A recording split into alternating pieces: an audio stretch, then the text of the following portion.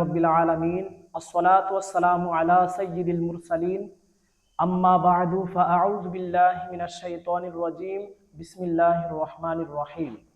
আমাদের নবী রাসূল আরবি সাল্লাল্লাহু আলাইহি ওয়াসাল্লাম বলেন, প্রতিটি উদ্দেশ্য সম্বলিত কাজ যা দুরূদ শরীফ ও আল্লাহর জিকির ছাড়াই আরম্ভ করা হয় সেগুলোতে বরকত শূন্য হয়ে থাকে। আউযু তো বিল্লাহ। আসুন আমরা যেহেতু আজকে লাইলাতুল কদরের নামাজ এবং লাইলাতুল কদরের দিনে রাতে কোন দোয়া পাঠ করতে হবে এই বিষয় সম্পর্কে জানবো।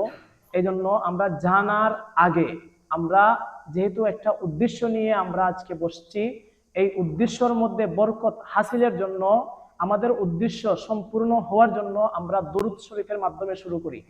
আসসালাতু ওয়াসসালামু আলাইকা ইয়া রাসূলুল্লাহ, আসসালাতু ওয়াসসালামু আলাইকা ইয়া রাসূলুল্লাহ, আসসালাতু ওয়াসসালামু আলাইকা ইয়া হাবিবাল্লাহ, আসসালাতু ওয়াসসালামু আলাইকা ইয়া হাবিবাল্লাহ, আসসালাতু ওয়াসসালামু আলাইকা ইয়া নাবিয়াল্লাহ, আসসালাতু ওয়াসসালামু আলাইকা ইয়া ওয়া নাবিয়াল্লাহ, আলা আলিকা ওয়া আসহাবিকা ইয়া নূরাল্লাহ। ওয়া আলা আলিকা ওয়া আসহাবিকা ইয়া নূরাল্লাহ। প্রিয় মাদানী মুন্নারা, আজকে আমরা জানবো আমাদের শবে কদরের নামাজ কিভাবে পড়তে হবে, এবং আমরা আজকে জানবো শবে কদরের রাতে কোন দোয়া পাঠ করতে হবে।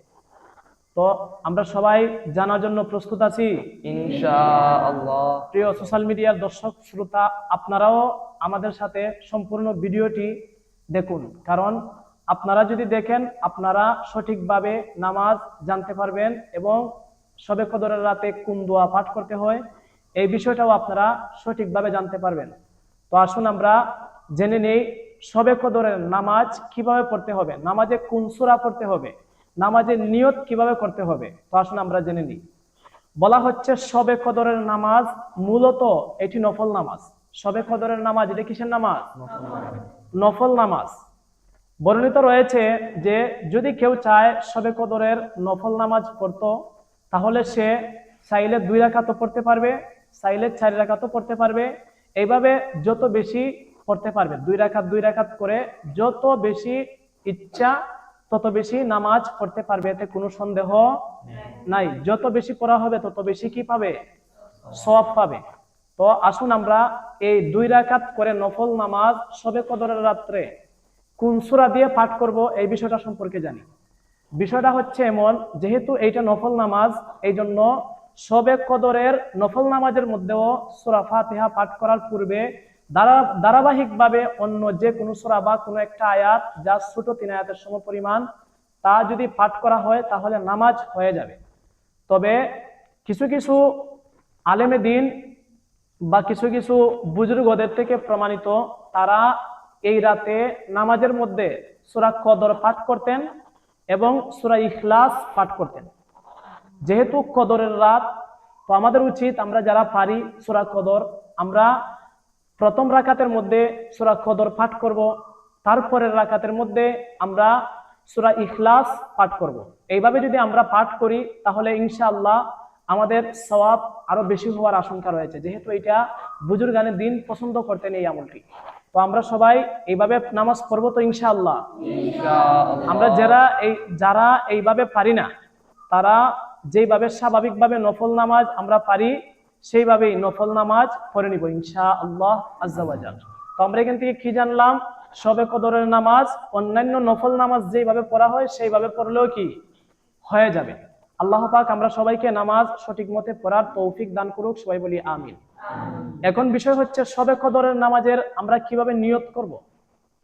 শবে কদরের নামাজের নিয়ত আমাদের অন্তরের মধ্যে আমরা এইভাবে নিয়ত রাখবো, আমরা আল্লাহ তাআলার সন্তুষ্টি অর্জনের নিয়তে লাইলাতুল কদরের ফজিলত হাসিল এর জন্য, লাইলাতুল কদরের ফজিলত হাসিলের জন্য আমরা 2 রাকাত নফল নামাজ পড়ব। এখন অন্তরের মধ্যে এইরকম নিয়ত আছে, মুখ দিয়ে আর উচ্চারণ না করলেও কি কোনো সমস্যা নাই। আমরা অন্তরের মধ্যে এইরকম নিয়ত রাখবো, আল্লাহ পাকের সন্তুষ্টি অর্জনের জন্য, লাইলাতুল কদরের ফজিলত হাসিলের জন্য আমরা 2 রাকাত নফল নামাজ পড়ব। এইভাবে অন্তরের মধ্যে নিয়ত আছে। এখন আমরা কি আল্লাহু আকবার বলে নামাজ শুরু করে দিব। এটাই হচ্ছে কি লাইলাতুল কদরের নামাজের একেবারে সহজ নিয়ত। এখন অনেকে ভাবতে পারেন যে নামাজের নিয়ত এটা তো কি এইভাবে করলে কি হয়ে যাবে? নামাজের নিয়ত আপনার অন্তরের মধ্যে আছে লাইলাতুল কদরের নামাজ পড়ার, আর কোনো কিছু না পড়লেও কি আপনার যেহেতু নিয়ত আছে, আপনি আল্লাহু আকবার বলে নামাজ শুরু করে দিলে নামাজ কি হবে? নামাজ হয়ে যাবে।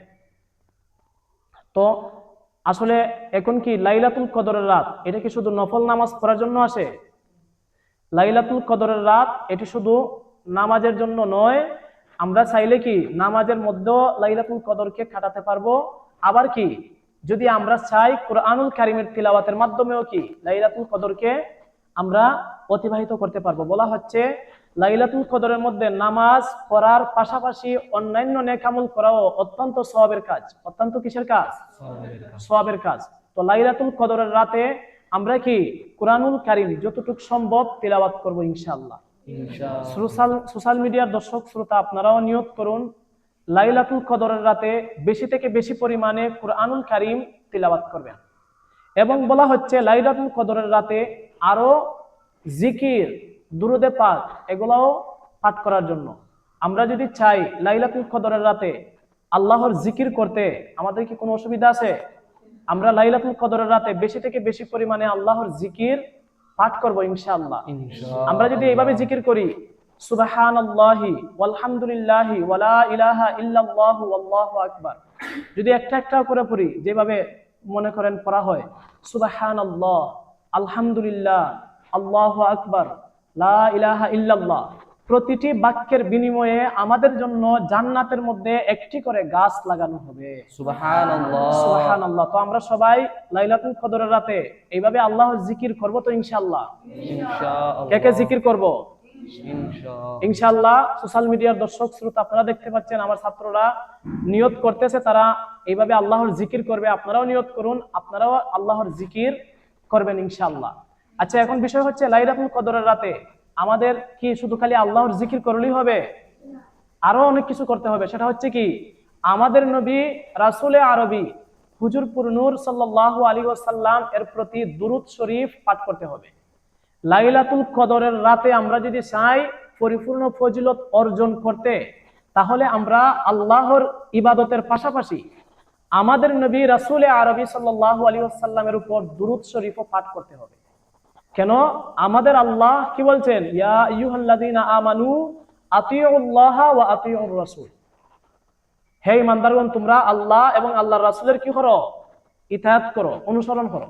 তো আমরা আমাদের নবীকে ভালোবাসি, যেহেতু আমরা আল্লাহর জিকিরের পাশাপাশি আমরা আমাদের নবী রাসূলে আরবি সাল্লাল্লাহু আলাইহি ওয়াসাল্লাম এর উপর এই রাতে শবে কদরের রাতে লাইলাতুল কদরের রাতে আমরা এইভাবে দুরূদ শরীফ পাঠ করব। আসসালাতু ওয়াসসালামু আলাইকা ইয়া রাসূলুল্লাহ, বেশি থেকে বেশি পরিমাণে এই দুরূদ শরীফ আমরা পাঠ করব।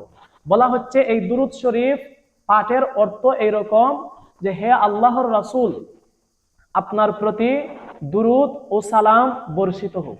তো আমরা এই দুরূদ শরীফ বেশি থেকে বেশি পরিমাণে পাঠ করব তো ইনশাআল্লাহ। কে কে পাঠ করব?